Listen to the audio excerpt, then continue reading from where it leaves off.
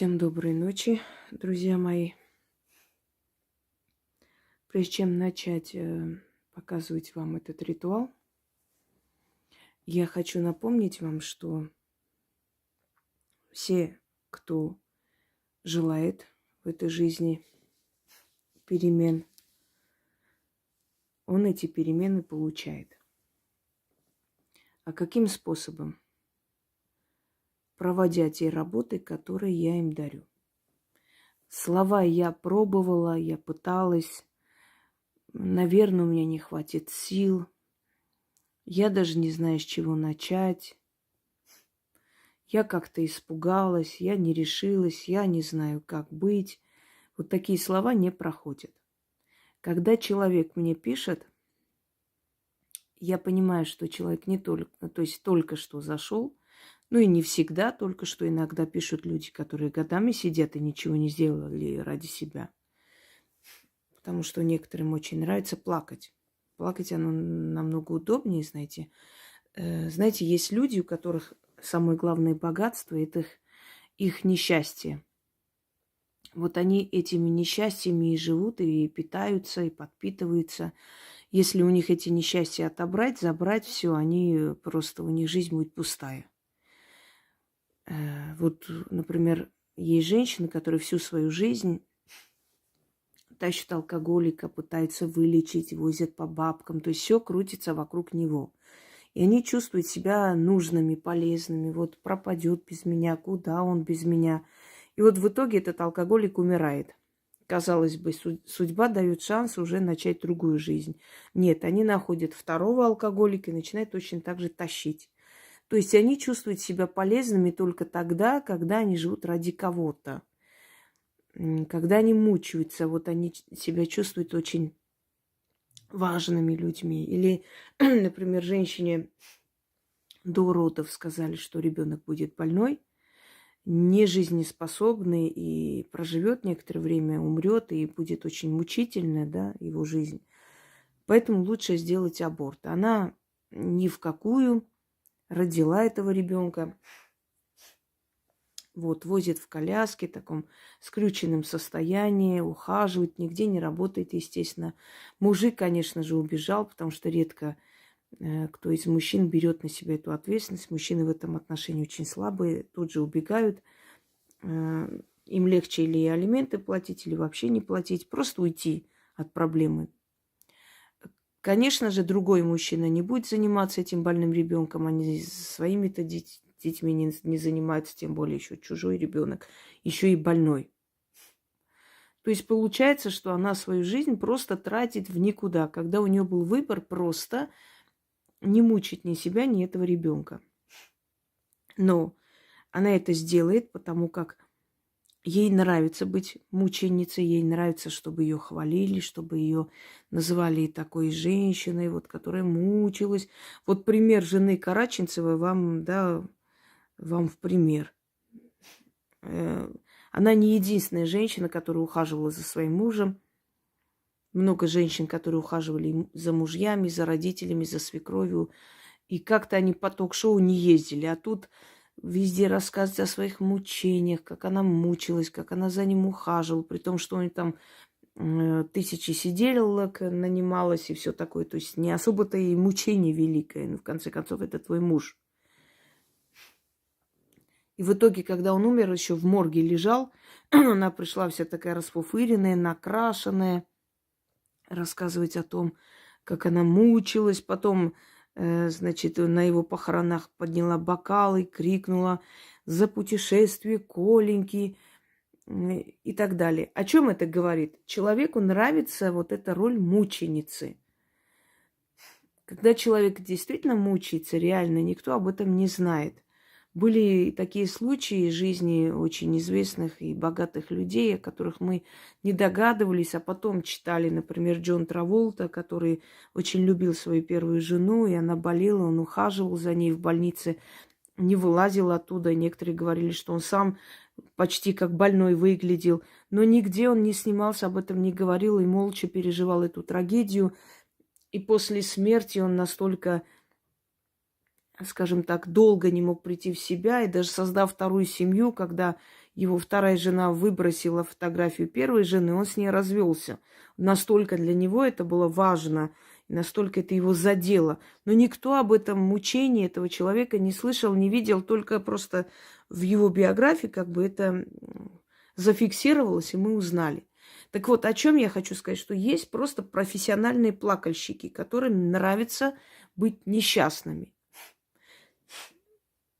Сегодня мне написала женщина о том, что вот не хочет жить, у нее там жизнь не получается. Хотя, глядя на нее и видя ее судьбу, поскольку я вижу судьбу людей, я вижу, что у нее есть несколько домов. Она вполне состоятельная женщина. Просто у нее был такой период, она одинока сейчас, и вот она считает, что ей там ее жизнь вообще не удалась. Мне хочется сказать, а что тогда говорить о людях, которые в плену находятся, которые в тюрьмах ни за что сидят, и много других ситуаций, когда людям пришлось все бросить и убежать из-за войны и прочее. Представьте, вы говорите, я не хочу жить и все такое. На секунду представьте, сколько людей на земле, которые позавидовали бы вам в данный момент. Почему вы настолько эгоистичны все? Ну да ладно. Я объяснила, я говорю, возьмите, попробуйте для начала сделать несколько чисток для себя. Сначала освободиться от этого всего, потом посоветую, что еще делать. Это абсолютно даром на моем канале. И она тут же пишет.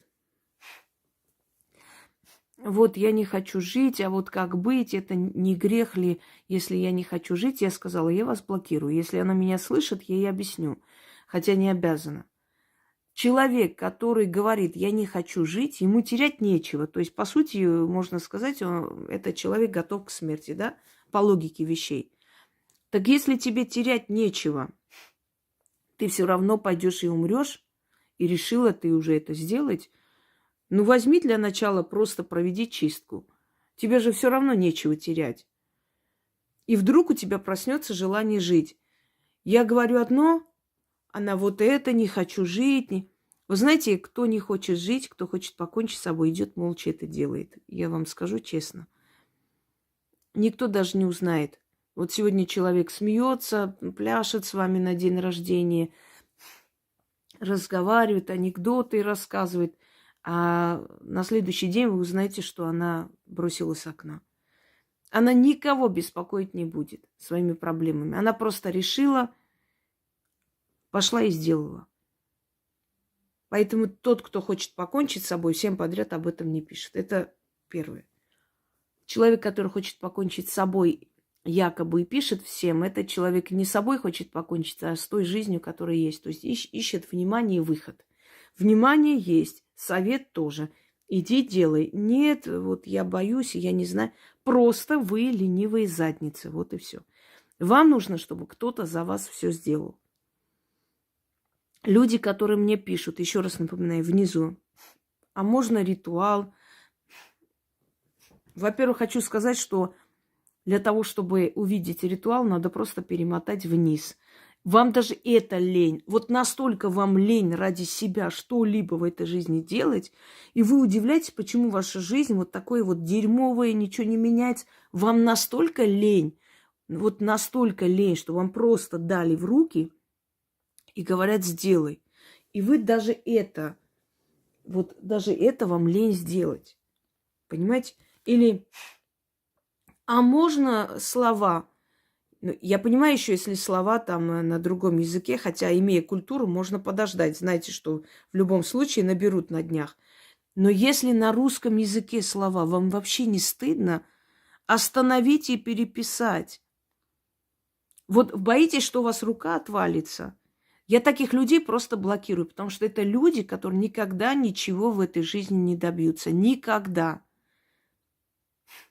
Когда внизу человек пишет о результатах и пишут этому человеку, а слова можно, напишите, пожалуйста, сюда слова. Человек поделился, что у него есть перемены. Вы говорите, напишите сюда слова. У вас стыд вообще есть? Существует? О каких переменах речь? Вы ради себя стараться не желаете даже. Ради себя, для себя. Вот о каких переменах вы вообще ведете речь? Не будет никаких перемен. 100 раз сказала, никто не имеет права за другого делать ни чистки, ни вызов сил, ни вызов удачи, потому как силой смотрят на то, насколько человек уважает их. Я говорю, я слышу. Опять, а можно за него читать, а можно за того. Нельзя, нельзя. Если у человека болит голова, он должен выпить это лекарство. Если вы за него выпьете, ничего не поможет. Все равно пишут. Теперь хочу прочитать несколько таких комментариев под роликами. Смотрите. На быстрые деньги. Деньга липни к рукам. Еще раз повторяюсь, для людей, которые занимаются купли-продажей. Есть такое заманить деньги, денежный сохран, увеличить поток продаж. Я вам дарила огромное количество. Вы все время пишете. Я же вам объясняю еще раз. Если вы что-то хотите от головной боли, ведьмина изба, продать дом, ведьмина изба, просто наберите ваше желание, рядом пишите ведьмина изба, и выйдут и названия этих ритуалов, и те ритуалы лекций, в которых есть, то есть соответствующие заговоры, которые вы хотите в данный момент получить. Смотрите. Инга, благодарю вас. Ваш ритуал «Липни деньги» действительно у меня тоже сработал через день. Сестренки и тети выслали мне денег. Просто выслали. Благодарю, здоровья вам. Огромное количество людей, которые пишут именно вот... Ну, денежные сразу сбываются, потому что с врагами тоже, да, с врагами тоже очень уникальные и быстрые. Но с врагами это надо потом, время должно быть, чтобы вы узнали, что и как, да. А с денежными просто вот тут же Виталия пишет, хочу, вот, деньги, липни к ругам, хочу поделиться результатом, потому что я в шоке. 3 дня назад сделала ночью ритуал «Создать свой мир». Во время того, как стояла в центре, пока горели свечи, включила эту запись, начала повторять слова. В тот же день мне написали, что хотят купить то, что я уже и забыла, что продавала. Хотела я написать сюда, оставить отзыв не успела. Думала, потом напишу. Как провела сегодня ночью еще раз. И просто мурашками покрылась, когда вечером написали, что другую вещь хотят купить. Ритуал просто с ног сшибает. Круто. Благодарю вас, Инга, таких, как вы, не бывает. Ну, бывает, и были в древние времена, просто настоящих мало. Вот огромное количество. Смотрите, провела ритуал, Светлана Величко пишет. Липни деньга. На другой день мужу в банке дали кредит на более выгодных условиях. Мои родители дали сыну денег, часть на первоначальный взнос, покупка квартиры. Читаю с 12 один раз в день. Спасибо. С 12 числа 02.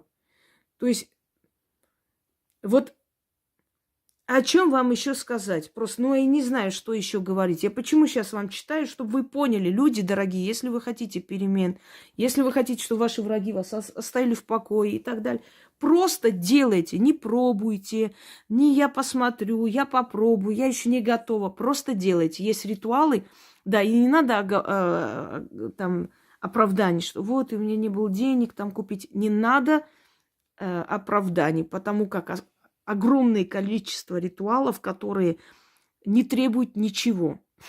Есть просто заговоры, есть просто шепотки. С них можно начать. И еще раз, а чем я буду за это платить? Плата за удачу. У меня есть ролик, целая лекция, где я объясняю, почему боги дают человеку это все. Потому что положительная энергия вашей радости их питает. И чем больше вы радуетесь, тем больше они вам дают. Устала объяснять одно и то же. Теперь, что касается наказания врагов. Друзья мои, это не порчи. Порча – это целенаправленный удар. Наказание порчами может заниматься только ведьма. Профессиональная ведьма, не та, которая 2 дня послушала меня и решила, что она ведьма. Порчами имеет право заниматься, то есть наказать человека. И то человек должен это заслуживать. Только ведьма. То, что вы делаете, то, что я вам дарю, это всего лишь призыв в вашу жизнь справедливости. Если человек не виноват, с ним ничего не будет. Основное количество мести врагам, да, это даже не называние имен, оно само идет. Если человек вас угнетает, если человек вас достает, просто сводит в могилу, да, вы можете идти к практику. Но если у вас нет такой возможности, можете попробовать сами сделать. И в любом случае получится определенное количество наказаний в его голову. Если уж совсем, конечно, худо, это, конечно, сделает практик. Но почему бы заранее не пробовать? Вы идете, платите миллионы, извините меня, реально миллионы. Вообще непонятным людям, непонятно за что. А здесь вам дарят просто. Любовные заговоры, зазывы. Так зовите этого козлика, посмотрите, если он вообще придет, значит, он к вам что-то испытывает. Если не придет, посылайте его туда на Китайскую гору и находите нормального мужика, а не убивайте за него. Но чтобы не платить лишние деньги, туда-сюда не выкидывать, вам это все дано. Я уже не знаю, на каком языке объяснять. Сначала изучите. И не пробуйте, и не думайте, и не раздумывайте, а делайте. Только человек, который сделал, получает результат. Женщины пишут, например, сделала ритуал от спинной боли, абсолютно забыла о боли. Разве вам не хочется забыть о боли? Ритуал от мигрени. Ритуалы для здоровья, для чистой кожи, природа вам в помощь, ритуалы для хозяйства, чтобы у вас хозяйство было хорошее, и куры, гуси, утки, и все такое на зависть вашим соседям и так далее. Вы понимаете, вот мне пишут из бывших республик, где совсем дело не лучше, чем в России, скажем так, где-то хуже. И пишут женщины,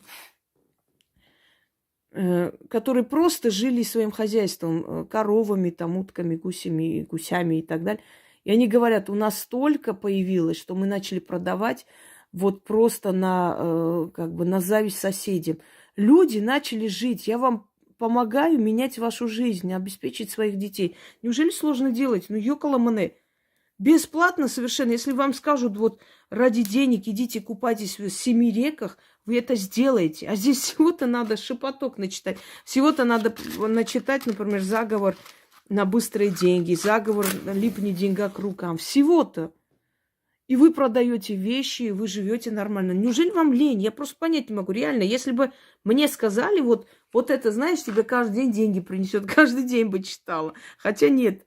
Я знаю такие заговоры, которые от моей бабушки, в частности, армянские заговоры, которые только мои, никому не давала, нельзя. Хотя, похоже, я вам дарила. Я знаю, что я прочитаю, мне в этот день идут деньги. Вот ту сумму, которую я хочу. Это подарок, это работа, неважно, это уже не важно.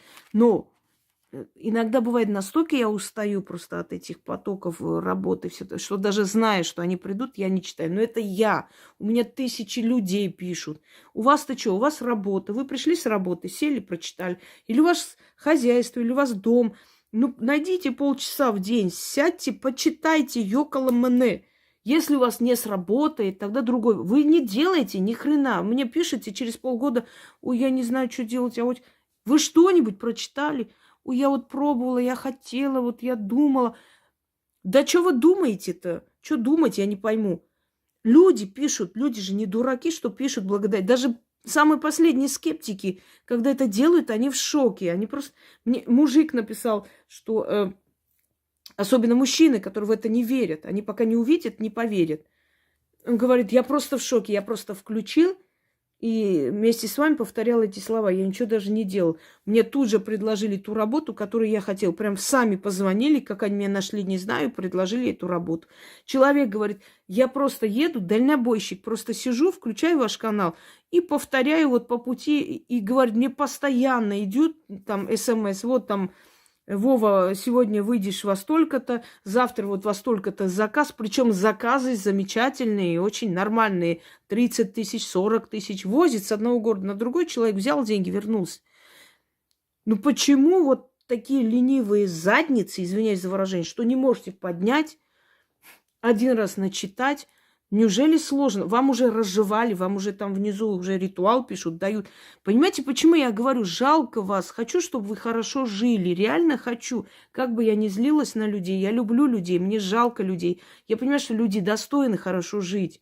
И они должны жить хорошо и детей своих обеспечить. Для этого я вам даю, люди. Я до утра не сплю, вам снимаю, даю. Кто-нибудь скажет, а зачем тебе это надо? А я вам объясню. Я хочу, чтобы мои дети, внуки были окружены людьми, которые удачливы, понимаете? Я обеспечиваю своему роду крепость, силу. Потому что скольким людям я помогу, столько благодарности идет к моей генетике, к моей крови. И вот все, что я отдаю вам, это вернется моим детям. Я это знаю. Для меня это важнее. Важнее, понимаете, важнее. Книги оставить вам это наследие, оставить. Я недолго буду жить, но пользуйтесь временем, пока я с вами, и делайте их. Да и потом делайте, они еще сильнее будут. Ну, не знаю, как еще вам объяснить. Не знаю. Вот я пробовала, я думала, я не знаю, я подумала, у меня вдруг не получится. Врете все. Вам просто неохота. Это обычная человеческая лень, чтобы за вас делали. Ну, не будут за вас делать. Никто не постучится вам в дверь и не скажет, министром хочешь работать? Тебе надо к этому идти самому. Поймите, пока вы надеетесь на кого-то, ничего у вас не получится. Убейте эту надежду первой сразу же. Ни на кого, ни на что не надейтесь, кроме себя. Хочешь делать хорошо, сделай сам. Вот сядьте, берите себя в руки и скажите, так, все, надо уже серьезно относиться к жизни. Я должна сама это делать.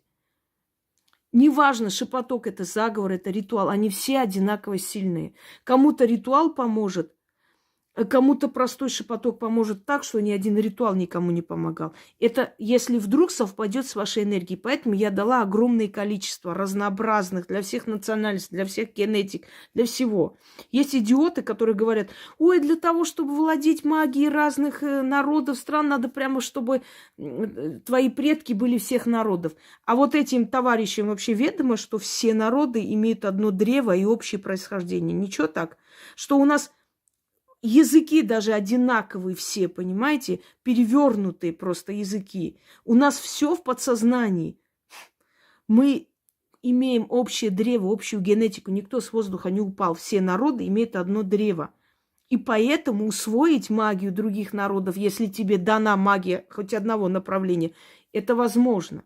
Я не говорю, это легче простого. Это годы нужны, чтобы тебе раскрывалось и раскрывалось. Но это реально. Не обязательно, чтобы мои предки были негры, для того, чтобы я знала магию вуду. Потому что и негры, и все остальные народы имеют общую генетику. Просто со временем они видоизменились под влиянием климата. Люди пустыни стали, значит, более такие узкоглазые для того, чтобы суметь, чтобы не ослепнуть от песка. У них узкие глаза именно из-за этого. Люди Африки стали чернокожие для того, чтобы суметь противостоять этому жгучему солнцу и так далее, понимаете? Но корень один и тот же. Поэтому вы не знаете, какой ритуал, какой нации вы сделаете и как он у вас сработает. А теперь давайте, пока время есть, перейдем все-таки к ритуалу. Этот ритуал – судить врага. Если человек вам не дает жизни, просто преследует, просто пьет кровь, надоедает, просто на пустом месте, и учтите, это ритуалы справедливости. Если вы правы, только тогда беритесь и делайте. 6 черных свечей восковых обязательно. Значит, идете во вторник, покупаете нож, это я просто показываю. Вам нужен нож с деревянной рукояткой. Обязательно с деревянной. Желательно его фотографии. Если фотографии нет, можно представить образ или можно просто делать, если вы не знаете, кто вам вредит. Так вот, нож с деревянной рукояткой. Не торгуясь, покупайте или картой расплачивайтесь, чтобы вам мелочь не возвращали. Купили во вторник. Ночью с 12, то есть 00, извиняюсь, 00 ночи до 03 ночи. Вот это время у вас есть. Зажигайте свечи, 6 свечей. Положите, значит, на алтарь нож. Читайте 13 раз к ряду. Этот нож нужно спрятать. Свечи должны догореть. Вот огарки останутся, потушите косилкой или пальцами. Не дуйте. Следующий день идете, под любое дерево, но не задевая корней, то есть чуть подальше под дерево. Этот нож, если есть фотографии, замечательно, положите фотографии на землю. И этот нож, значит, вонзите в фотографии. Если нет фотографий, просто вонзите в землю до рукоятки. Оставьте 6 монет и огарки свечей и говорите: откупаюсь, и уходите. И очень быстро пойдет удар. Неважно, кто вас преследует. Ваша свекровь, соседи, там, кто угодно. Или вам не дают жить там в коллективе, сколько бы их ни было. Знаете их имена, называйте. Не знаете, не называйте. Просто удар пойдет туда, куда надо. Если есть конкретный человек, который вам жить не дает, просто достает вам или проверки устраивает на работе, все что угодно, значит, фотографию распечатайте, если найдете, замечательно. Если нет, назовите имя этого человека и образ в голове. Вот это все не порчи. Не слушайте всяких недоразвитых существ, которые говорят, что это порчи. Порча – это конкретно взять и целенаправленно ударить в человека. Это делает только ведьма. Только ей подчиняются духи. Когда люди мне пишут, меня раздражает. Вот мне порчи делают. Вы что думаете, любой, кто захочет делать порчу, у них получится? Это конкретный удар порчи. А здесь вы просите правосудия. И если вы правы, то человек наказывается. И это нормально. А для чего Вселенная? Если бы не было правосудия, зачем нам вообще жить? Кто что хочет творит и спокойно живет. Это справедливо? Нет. Так что или будьте баранами, и пусть волки вас сожрут, или за себя боритесь, и все. Итак, 6 свечей, нож на алтаре, 13 раз читаем, нож прячем, свечи нужно потушить и тоже спрятать. На следующий день вонзить нож до рукоятки, возле дерева оставить 6 монет, огарки свечей, сказать «откупаюсь» и уйти. Желательно к этому дереву долгое время не подходить больше там не откупаться. Читаю, поскольку времени нет, я 1 раз прочитаю.